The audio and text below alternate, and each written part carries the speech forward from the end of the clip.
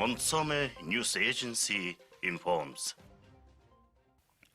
In Mongolia, there is a tradition of exchanging snuff bottles, one of unique forms of greetings of pious and friendly Oriental nations.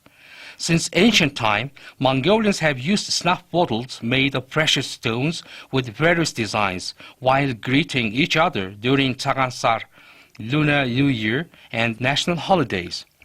The snuff bottle consists of 3 parts, which are cap, body, and spoon.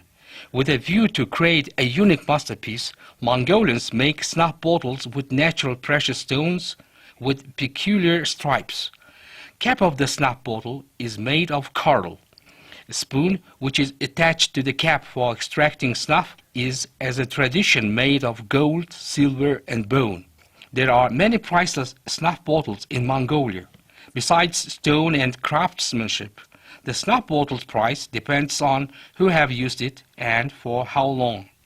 The exchanging snuff bottle is a strictly observed ritual. While exchanging snuff bottles, people greet each other and wish all the best.